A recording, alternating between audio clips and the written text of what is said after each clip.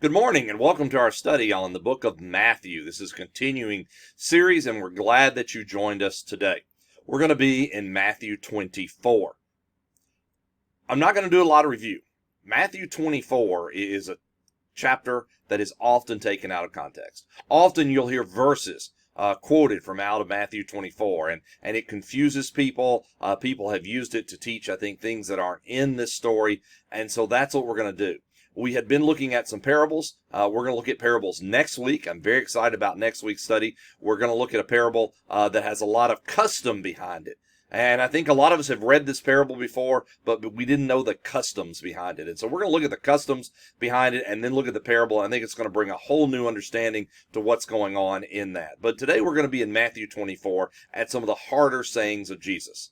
So remember, if you would like to follow along and you would like a worksheet, there is a worksheet that goes with this one. It's found at www.oldunioncoc.com. It's under our lesson and sermons tab there right at the top. And either beside this video or underneath it, you will find a link to that, and you can print that off and follow along. And today, that may not hurt. Today is going to be a hard lesson. So I hope you have your thinking caps on. I hope you have your Bibles open, because we're going to spend our time in Matthew chapter 24, the first part of that today. So let's follow the story. Not a lot of review from last week, told a parable, and now we're going to see some teaching, okay? Then Jesus went out and departed from the temple, and his disciples came to show him the buildings of the temple. And Jesus said to them, "Do you not see all these things? Assuredly I say to you, not one stone shall be left here upon another that shall not be thrown down." Now, Jesus says something that kind of catches them off guard. They're proud of the temple. Maybe there are buildings in your town that when people come to visit you, you make sure and show them. Maybe it's a Capitol building. Maybe it's a monument. Maybe it's a local town square. And it's just kind of a neat area. Well, they're here in the temple area. And this is what they think is special about Jerusalem. They think it's special about their Jewishness. This is where you go and show, right? And Jesus has just said there's going to come a time when none of this will be here. And they can't imagine that.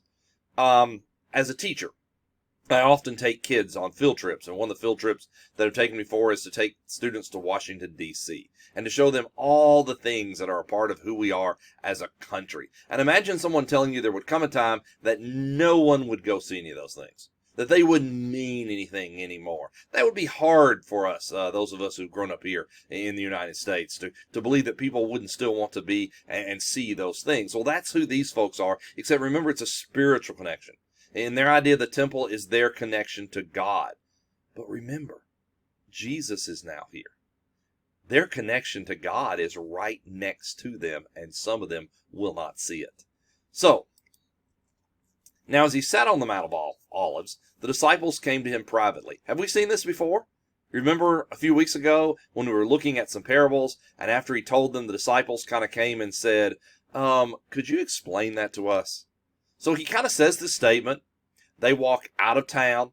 Remember in our lesson on the king's house, we looked at where the Mount of Olives was compared to the temple, right? And so now the disciples have come to him and they ask him something. Now, very carefully here, notice. They ask him basically 3 questions.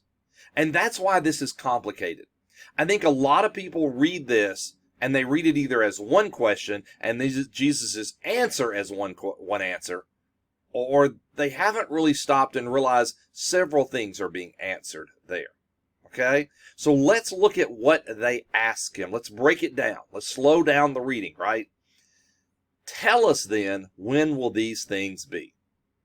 Well, what things? Those things you just talked about, Jesus. This idea that the stones wouldn't be there anymore. And what will be the sign of your coming? Notice there's a comma there. And of the end of the age. They ask 3 different questions here. And Jesus is going to answer each question. The problem is sometimes we have forgotten by the time we get down into the reading that he's answering different parts of a question. So look at those for just a moment. We're going to look at 3 questions, 3 answers. Don't combine them. They aren't combinable. He's walking you through a thought process. And Jesus answered and said to them, "Take heed that no one deceives you. He even says it, hey, I'm going to tell you some stuff, and some people are going to tell you differently. So let's see what it is Jesus says here. When is Jesus coming? That's a hot topic. Guys, it was a hot topic several years ago when people talked about the Mayan calendar running out. And I just had to laugh. I'm not sure what the Mayan calendar has to do with us as Christians. Several years ago, there was a group called the Family Radio Group who said that the world was going to end on May 21st. Well, it didn't. We've seen other people like Nostradamus and Edgar Casey and Hal Lindsey, and lots of folks prophesied that they have figured out the day Jesus is coming. Some religious groups have even based their belief, past and present and future, on knowing this special information. Well, the disciples have come to Jesus and basically asked some of these ideas. When is Jesus coming? But notice they've also asked some other things. When will the stones not be there anymore? And they even say, what will be the sign of the end of the age? So let's look at that. This is a website. I'll put the link on the worksheet. I'll warn you, it's a rabbit hole. I mean, it's very interesting. But these are all the dates that people have predicted that Jesus would come. Yeah, notice there are lots of years in there. And you can click on all those, and you can go and you can see what different people were thinking or saying or teaching. Again, I'll warn you, it's kind of a rabbit hole because it is interesting to see some of it, what was going on in the world at the time, and just the ideas that people had. People have even predicted way in the future, if you'll notice on this list, when Jesus is coming. So that's something we're probably interested in. Now, I'm going to step back for a moment and ask, why are we interested in it? Is it because we want to know something no one else knows? Or is it because we're kind of like some of my students? My students want to know, when's it due? And how long's it got to be? Why do they want to know that? They want to know that because they want to wait till the last possible moment. And I wonder sometime if we're not interested in this topic because we want to wait till the last possible moment to get our lives right with God. Instead of living a godly life throughout, we want to do it right the last minute and just kind of get in, right? Well, let's see what happens here as Jesus talks to them. So when is he coming? Remember, 3 questions here. 3 questions. Now, in verses 4 through 14, he kind of has a big picture view. He's stepping back and kind of letting you know something in a large picture. And I think that's important to know, that that's part of one of the questions. Then he's going to use a microscope, and he's going to zoom into Jerusalem. And he's going to say, but here's what's going on in Jerusalem. Remember, it's not going on everywhere. It's just going on in Jerusalem. And then, after that explanation, he's going to pull back and take a telescope and kind of look further ahead. So do you see it there? Panoramic, microscopic, telescopic, right? That's what he's going to do. So, tell us when these things will be. When will these things happen? Well, when is going to be the destruction of Jerusalem? When will those stones not be there anymore? Now, people are often looking for signs. And I often hear this verse pulled out. You may even be familiar with this verse. People will pull this verse out and they'll say, you know what the Bible says, wars and rumors of wars, or there's pestilence, or there's earthquake, or there's famine. Isn't that a sign of the end of the times? No, it's not. Wait till you see what the sign of the end of the times is. This is a sign that Jerusalem is going to be destroyed. Are you with me here? Big picture, small picture, picture in the future. So let's look for a moment. For many will come in my name, saying, I am the Christ. There are going to be people coming and say they're a Messiah after me, and will deceive many, and you will hear of wars and rumors of wars. See that you are not troubled, for all these things must come to pass, but the end is not yet. For nation will rise against nation, and kingdom against kingdom, and there will be famines and pestilence and earthquakes in various places. All these are the beginning of sorrows. And people read that and say, end of the world. No. Big picture. Big picture. So, what does he say? He says, take heed that no one deceive you. There will be many Christs. Folks, lots of philosophies and people have come forward and said they are the Messiah. That they're the Christ. Jesus says, I'm going to tell you now, that's going to happen. Remember, Jesus is the way, the truth, the light. He says you're going to hear about wars and rumors of wars. We have had a lot of wars. I'm a historian. We can talk about war a long time. And it isn't uncommon that when war begins to happen, people begin to see the end of time. Well, no, that's kind of continuation of what's going on in this world, right? There are going to be famines. And so often there'll be a famine. In the last few decades, it seems to be Africa has been that place of famine. And so people will say, what? Oh, isn't that in the Bible? It's a sign of the end of times. Well, no, let's step back again. Plagues. Now, I know this is a tough one because we're in a pandemic right now. I wanted to put on here some of the pandemics that have been in the past.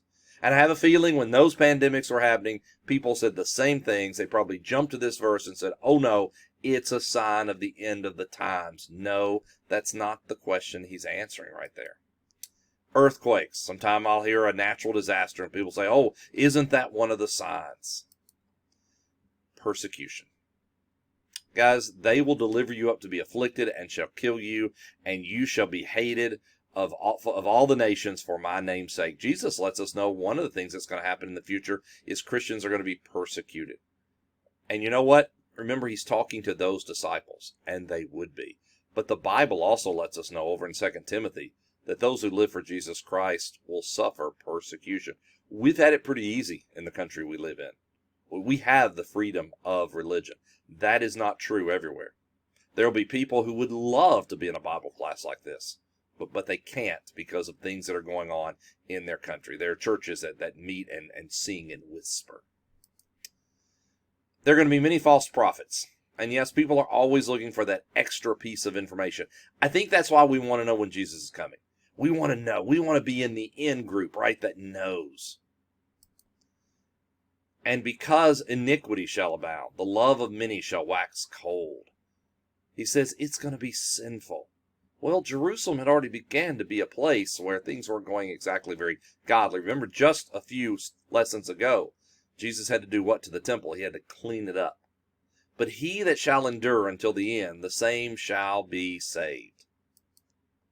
And this gospel of the kingdom shall be preached in all the world for a witness to all nations, and then the end shall come. All right, what is Jesus saying here? He's answering the first question. He's answering the first, when will all this happen that this building, the temple, won't be? What do you mean the stones won't be here anymore? And he says, there are going to be some things coming. There are going to be some things happening. And this gospel, this good news, the one that I bring, the one that I, the Messiah, bring, will be spread throughout the world. Therefore, now we're changing a little bit, right? We're kind of changing our idea here. Therefore, when you see the abomination of desolation spoken of in Daniel the prophet, standing in the holy place.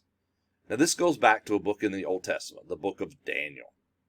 Daniel is written after the stories, of Daniel, in this very apocalyptic speech. What does that mean? It's this speech that's kind of hidden. Those that understand get the references. And he says, there's coming a time, Daniel prophesied there's coming a time when the temple will be no more. It's already been prophesied. I'm just letting you know it's going to happen. Now, when this comes, and it's going to come in AD 70, it's going to come after Jesus, the Roman army is going to surround Jerusalem, and they are going to destroy the temple because the Jews have been just too much when it comes to problems politically. They're trying to eradicate the Jews. And the Romans, don't understand quite the difference between Christians and Jews. They think the Christians are a sect of the Jews. They just want it all done. Now look at what it says here. So follow with me. Then let those who are in Judea flee to the mountains. Let him who is on the housetop not go down to take anything out of his house. And let him who is in the field not go back to get his clothes. But woe to those who are pregnant and those who are nursing babies in those days. And pray that your flight may not be in winter or on the Sabbath. Are you listening?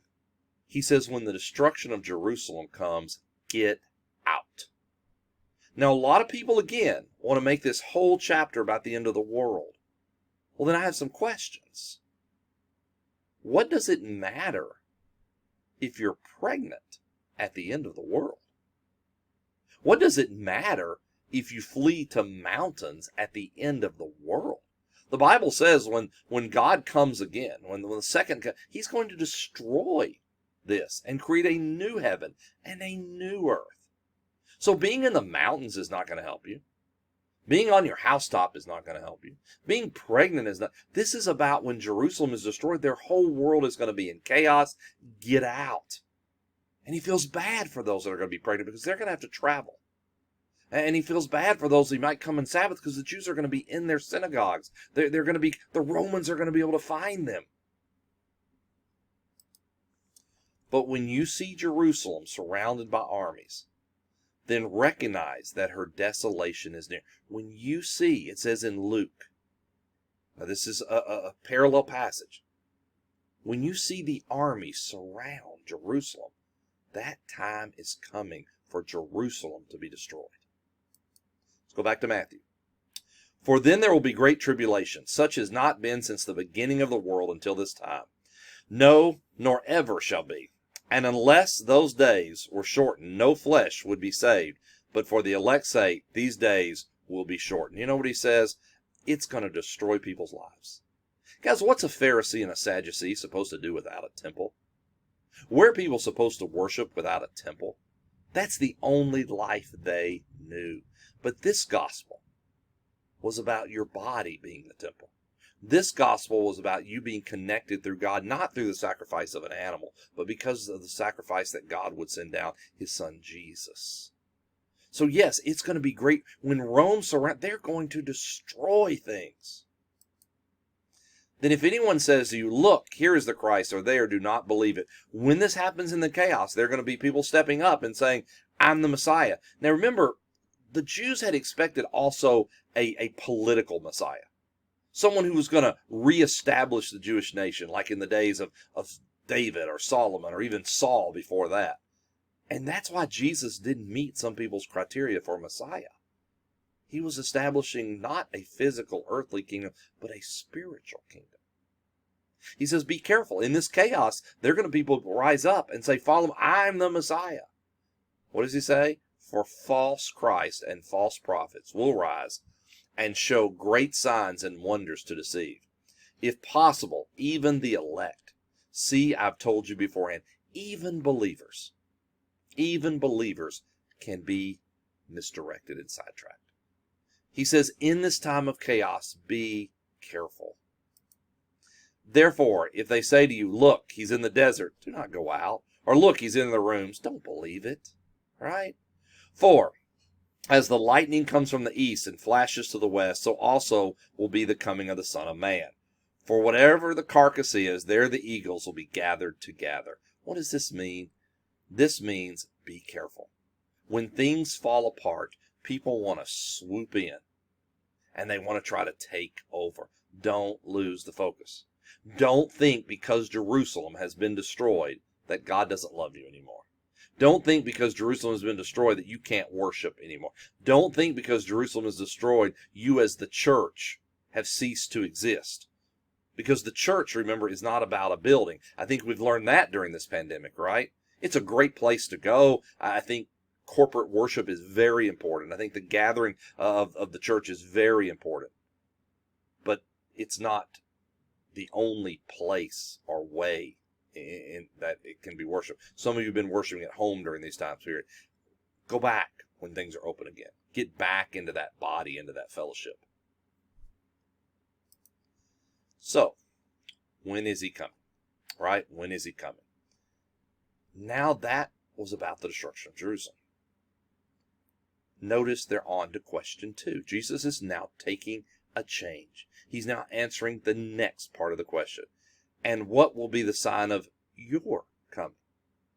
So when will those stones not be there anymore? Boom, I just told you. When is your coming? Now remember, he is going to be speaking in symbolic language. And because most of us don't read a lot of the Old Testament, or we're not into the prophets, we don't realize that Jesus is using phrases they would have been comfortable with. Isaiah talks about a swift cloud, right? The Psalms talk about the Lord riding on the clouds. Daniel talks about the Son of Man coming on the clouds. I mean, that's an idea that they would have understood. It's an idea that's been in the Old Testament, and Jesus is just kind of bringing in the New Testament. Immediately, now here's the problem. Immediately after the tribulation of those days, the sun will be darkened, and the moon will not give its light. The stars will fall from heaven, and the powers of the heavens will be shaken. Then the sign of the Son of Man will appear in heaven. And then all the tribes of the earth will mourn, and they will see the Son of Man on the clouds of heaven with power and great glory. And he will send his angels with a great sound of a trumpet, and they will gather together his elect from the four winds, from one end of heaven to the other. Now, here's the problem. If we continue a train of thought, some people thought that when Jerusalem fell, that right then Jesus would come. Because it says immediately, right? Immediately after the tribulation of those days. You know what he's saying here? It's going to be chaos. People are going to feel like the light has gone out when Jerusalem disappears off the map. Now, it doesn't really disappear off the map, but it disappears off their spiritual center, right? Their spiritual center is shaken up. But what he's going to let them know is because it's shaken up, many of them are going to flee the city. And you know what they're going to do? They're going to take those teachings with them. Those Christians, those Jews who became Christians, instead of staying in Jerusalem where they were comfortable and happy, are actually going to be able to be spread out. And don't worry, there'll be a time when you come back together, right? It's not going to be here, right? But it's going to be later. And he'll send out his angels. That anglios, that Greek word there, is messengers, right? And people are going to be gathered together. There were Jews in other parts of the Roman Empire who would not have heard of Jesus had those people not left Jerusalem. You know, if Paul had not gone out on his missionary journeys and ran into other folks, how was the gospel spread? I think sometime that we, when things happen in our life and we've had to move, or we've been moved, maybe not physically from a place, but something in our life that we don't understand, that may be something God is using to actually grow the church or to grow us. Now learn this parable from the fig tree. When its branches was already become tender and puts forth leaves, you know that summer is near. So you also see all these things. Know that it is near and at the door. So when you begin to see the Roman army coming in, when you see the temple destroyed, when you see the army surrounded, those things are there. They're right at your door. Now look at what he says in verse 34. This is why I think we have to be very careful here. Assuredly I say to you, this generation, the ones I'm speaking to, will by no means pass away till all these things take place. Now, if this is about the end of the world, and there's some people who say it is, and there's some people who say that, you know what, Jesus came back in AD 70, and we're living now in a new age. I don't believe that's what the Bible teaches. I think the Bible teaches Jesus coming back once, and then will be the judgment. He's saying, those of you who are hearing my words, you're going to live through some of this. You're going to see some of this. You're going to question some of this. What I mean by this, the destruction of Jerusalem. The Romans winning. Remember, this Christ they were looking for was setting up a physical kingdom. Assuredly I say to you, this generation will by no means pass away till all these things place. Heaven and earth will pass away, but my words will by no means. Your world you will feel like is gone. But the word is eternal. So, when's all this going to happen? Well, they're going to go out and preach the gospel to the world. And there are going to be people claiming that they're false Christs. Josephus, the historian, writes about this. They're going to have a chance. The Romans are, where they come in and they're going to, it's an abomination of the temple, right? Gentiles are going to go into the temple. They're going to make it unclean. They're going to tear it down. They're going to take the things off as treasures. But you see, under Christianity, you don't need those things anymore. And there will be a time of great tribulation. Josephus talks about when the Roman army comes into Jerusalem and destroys it. Now, those are historical things that you can spend time on. I want us to continue on with our questions today. Okay, so we're on the third question now. and of the end of the age. So, when are you coming, Jesus? When are you coming? Okay, you've told us Jerusalem is going to be destroyed. You told us there's going to be a time there where the church is going to be spread out and there's going to be some great chaos. But when are you coming? Are you with me here?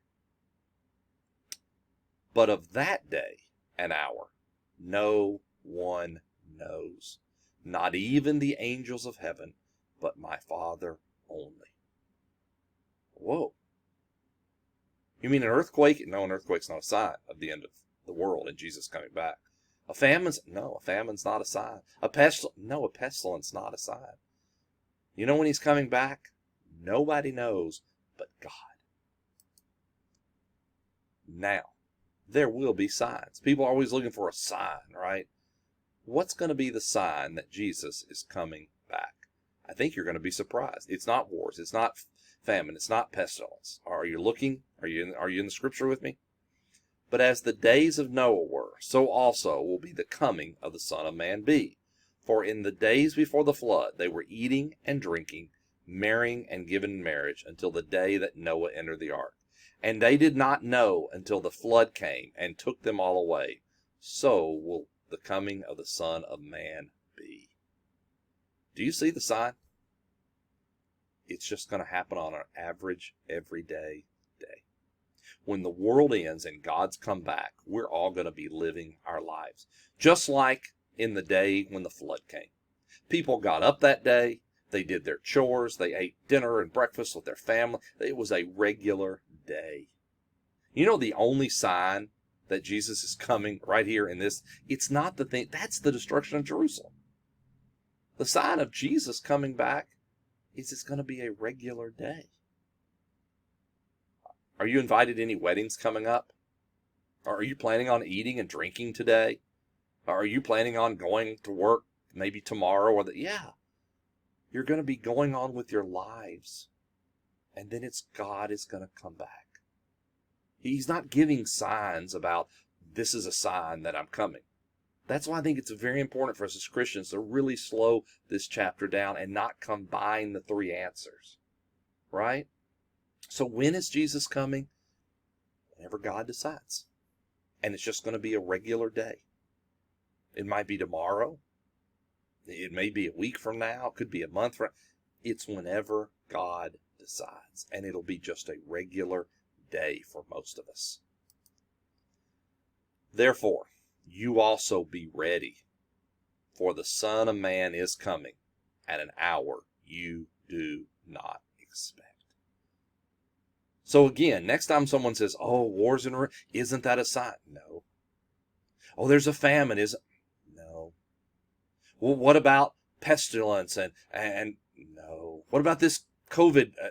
No. He's going to come at a time you don't expect, on a regular day when we're going on with our lives, and it's just going to be over. So, that's Matthew 24. That was a lot to unpack this morning. You may need to step back and think about some of the things that I brought up. Maybe you've never thought about some of those things before. I hope that this has helped. I hope you've seen there are several things that Jesus asked in this study.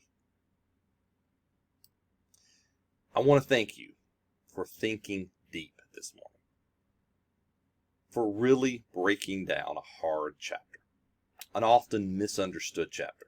I didn't get to unpack everything in the chapter, but I think for a lot of you, maybe you're seeing it a little bit differently than you had before.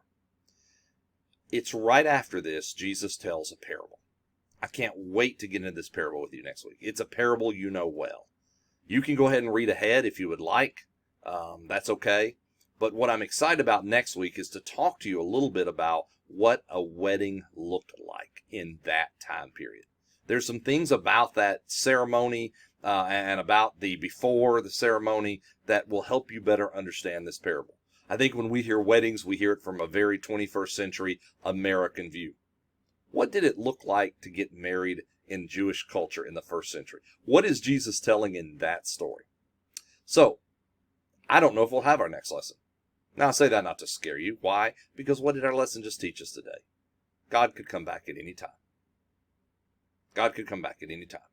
The real thing we have to be thinking about is, are we ready?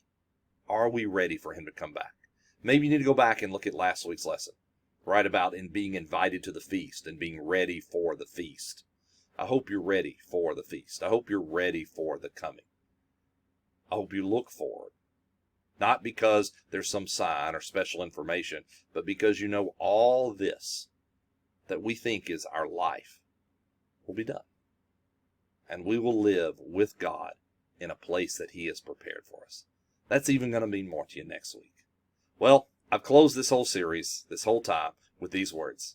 And I still close it because even though we're coming back together, and I'm excited, we're going to get to have some corporate worship soon where I am.